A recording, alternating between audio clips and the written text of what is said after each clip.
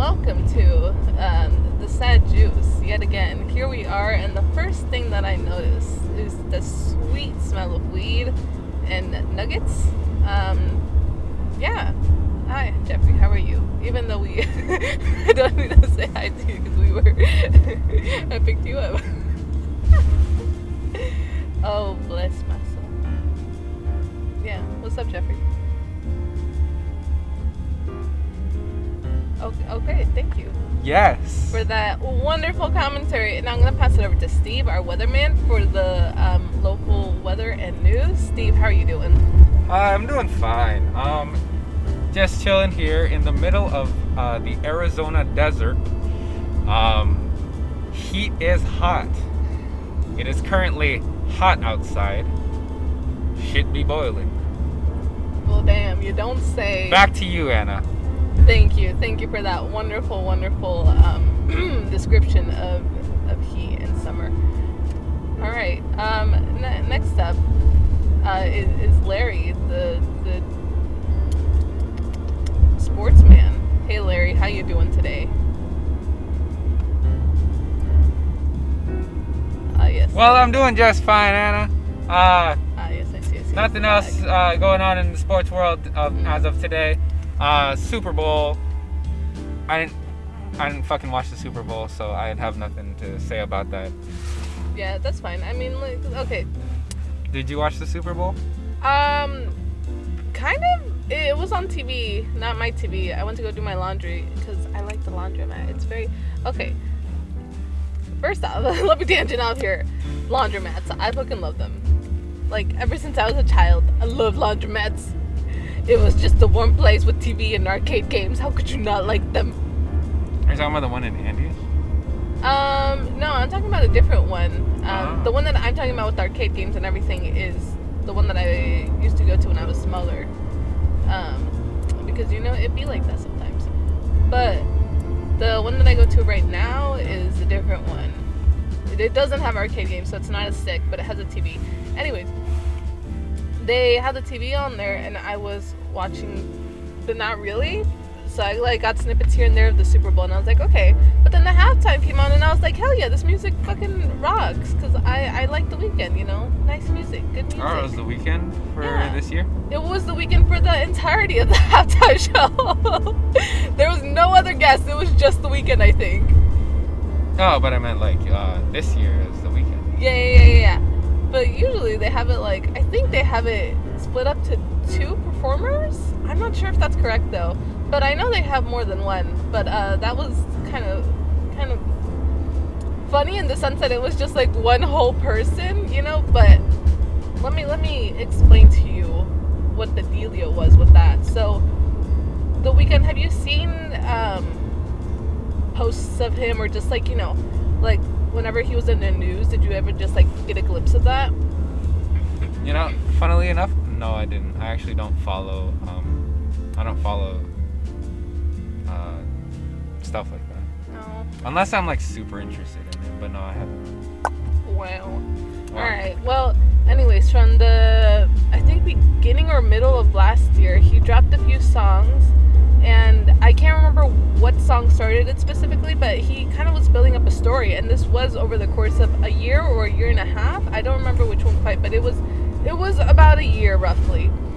And as, the year goes on, you see him appear in shows and award shows and whatever. And he's his appearance is different each and every time. So where I caught on that something was just whoa, what the fuck is this? Is when he had his song Blinding Lights, and he showed up to, I think it was the VMAs or something like that, with a really bruised and bloodied face covered up in bandages, and I was like, oh my god, is he okay? Because,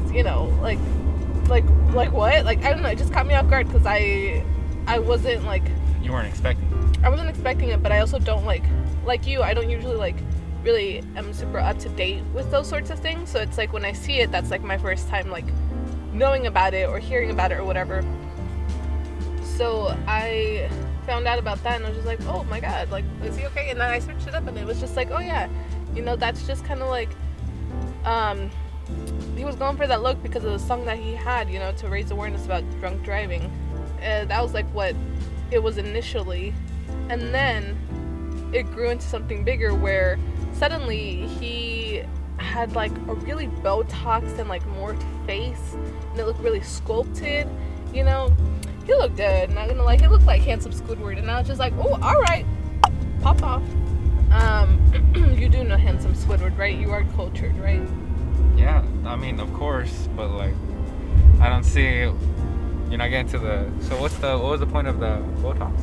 Yeah, so that's the whole thing. So it for me at least, it didn't click in until it was the halftime show. So he put all of those songs and all of those pieces together to create one huge like piece of symbolism where it was like, you know, you do all of this for wealth and money and fame, and you know, you change your appearance, you change who you are just to be, you know, this way.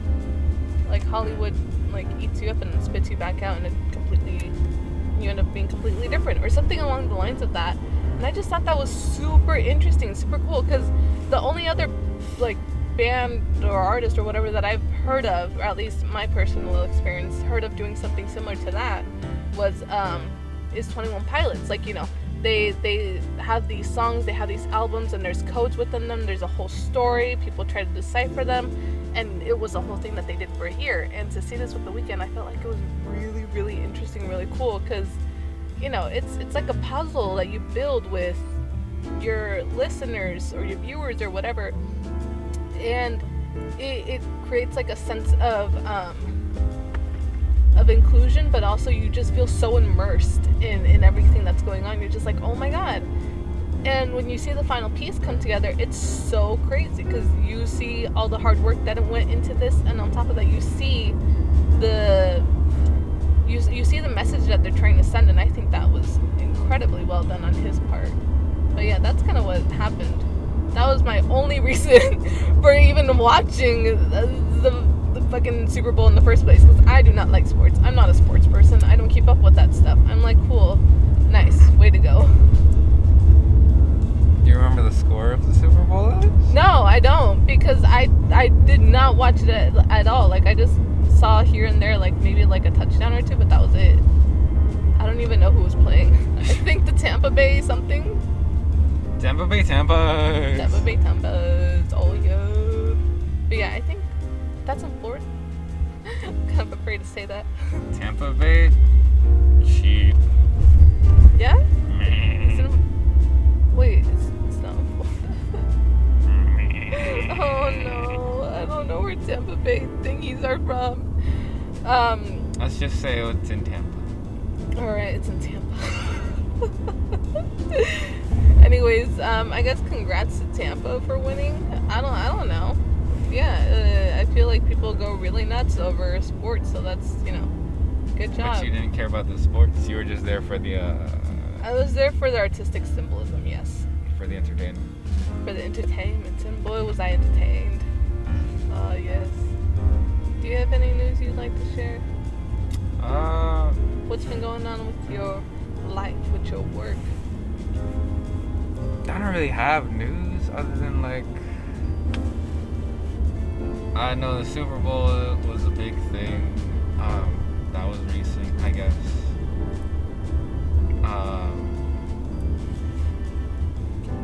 Yeah, nothing else too much going on other than just like chilling.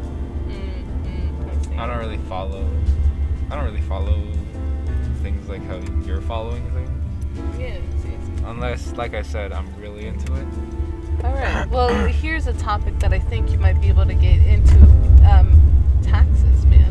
Have you done your taxes? Yes. That's the voice of a liar. No, I don't think so. Okay. Now that's the voice of a 100% I'm a lion right now. I love doing taxes. As a matter of fact, I can't get enough. Is that why you're not doing your taxes right now, so you can save them for later? That statement is, whatever the LLC of this, whatever, is, Essentially, void that statement. Whatever I just said, void it. Okay. All right. Okay.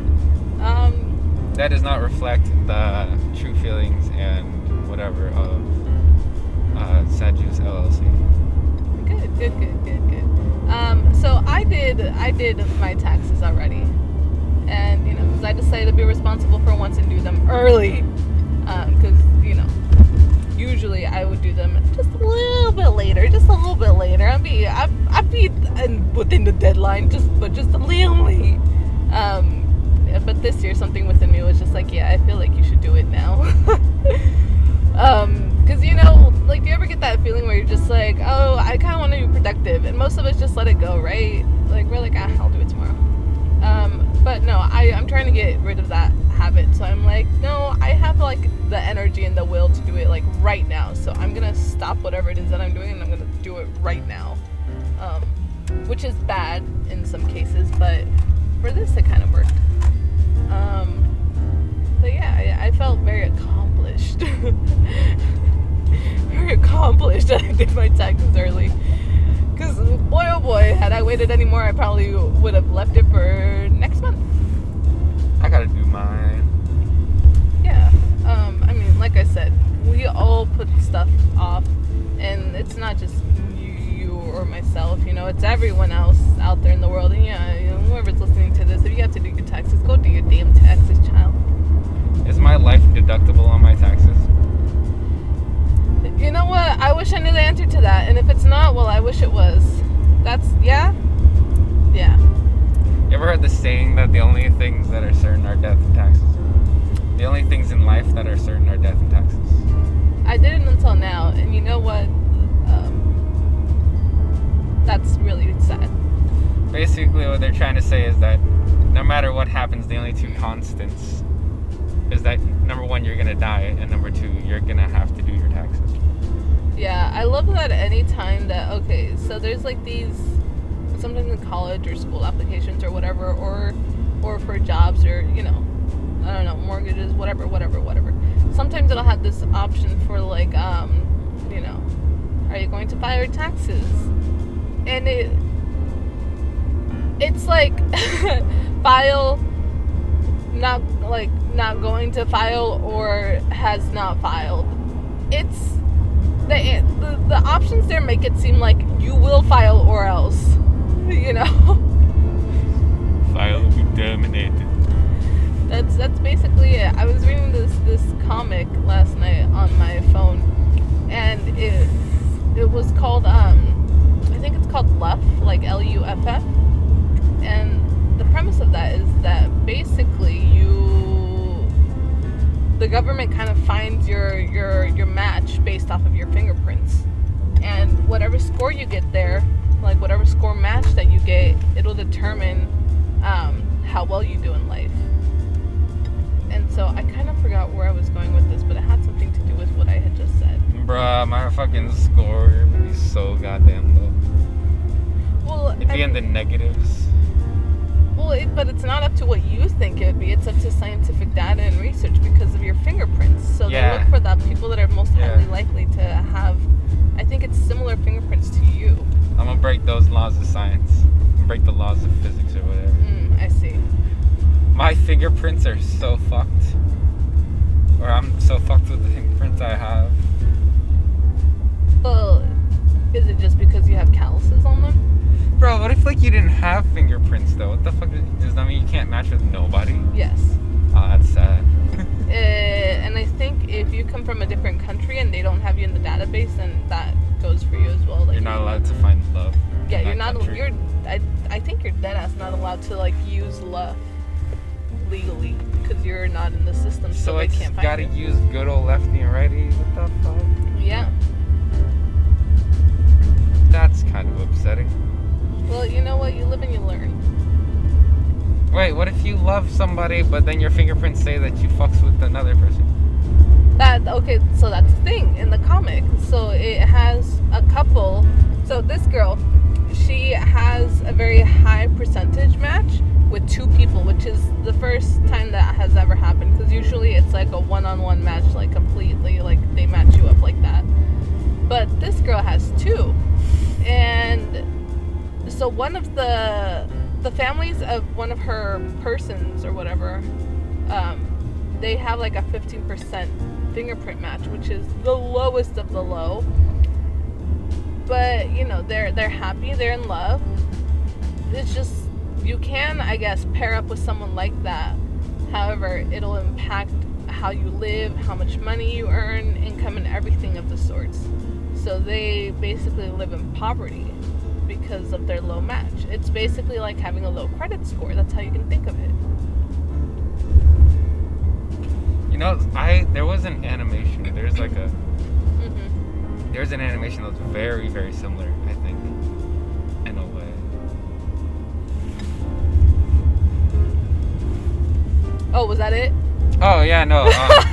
I could go on and explain it, but like it would almost kill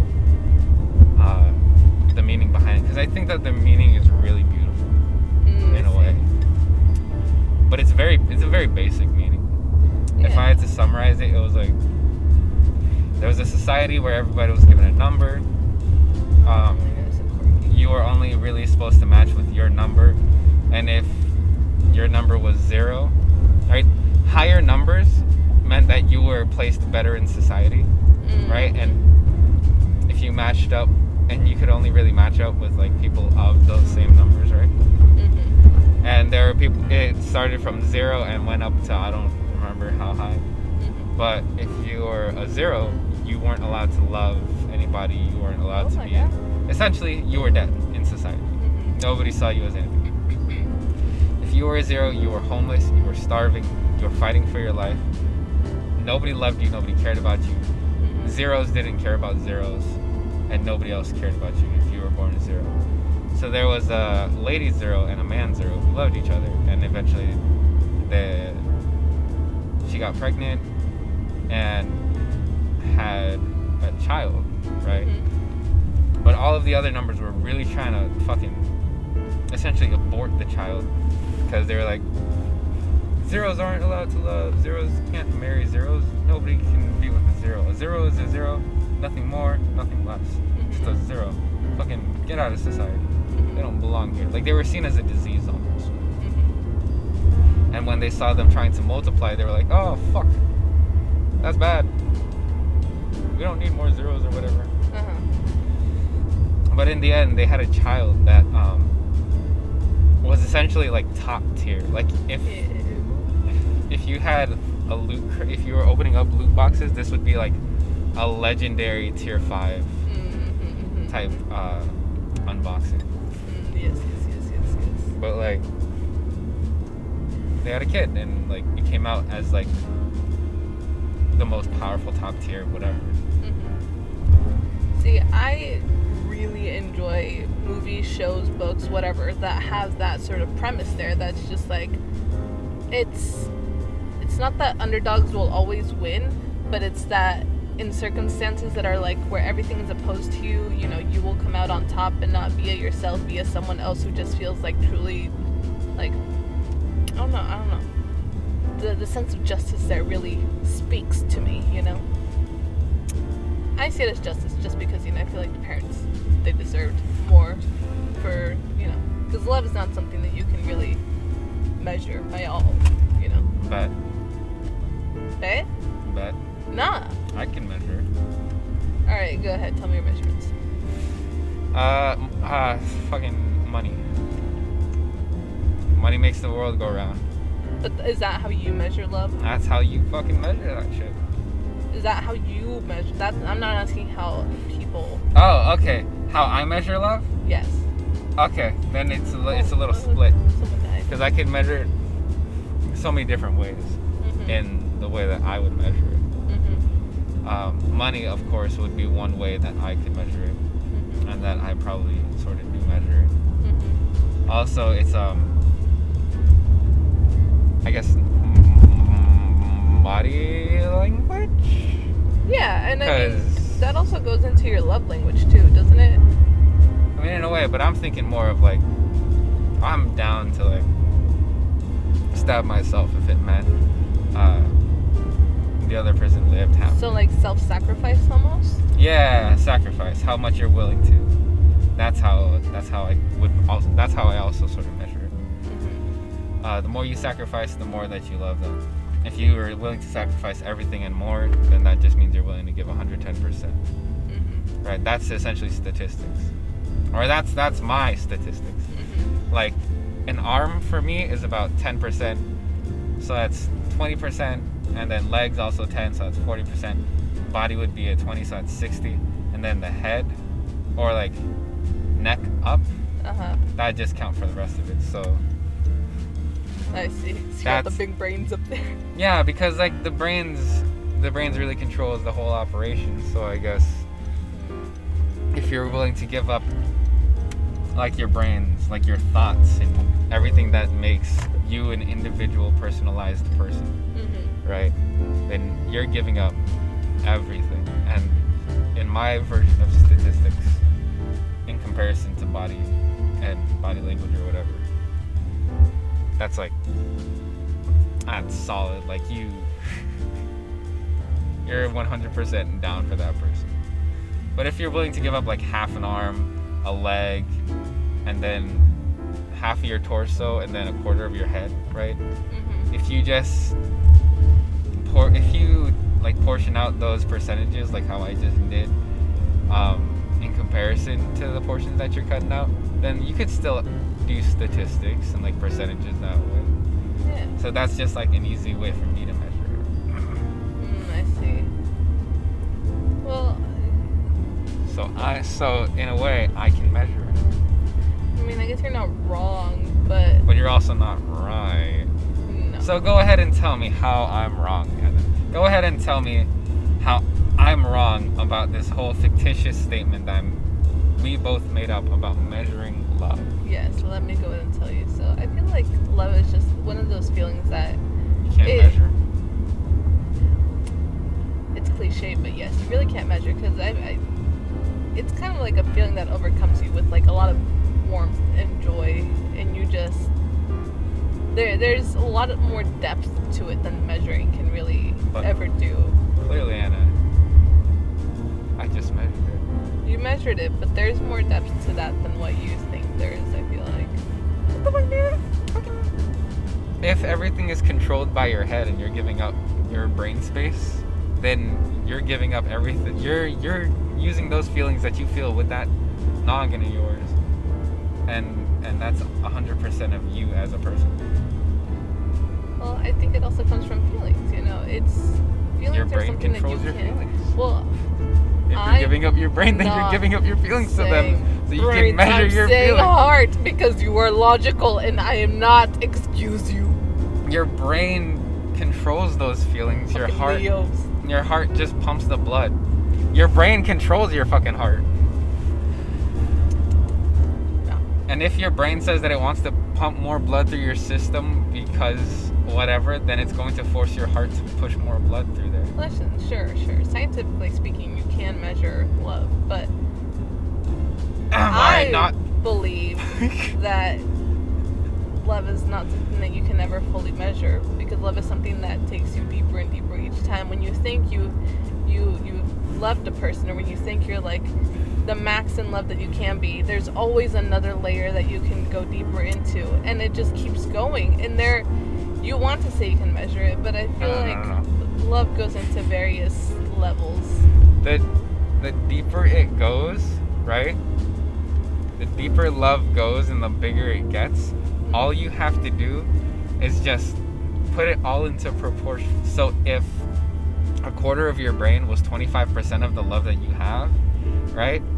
And that love and those feelings shoot up to 100% larger, then a quarter of your brain becomes an eighth now. So it's all in proportion. You can still measure it. Hold up. What? You're bringing math out here? You already know I can't do math. I'm explaining how you can fucking measure this shit, Anna. Oh my god.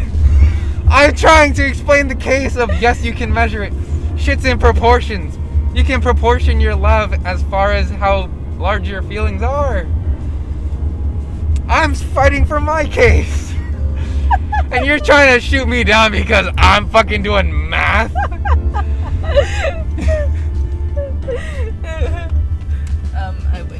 You motherfucker! Just because you can't do math doesn't mean that I'm not right.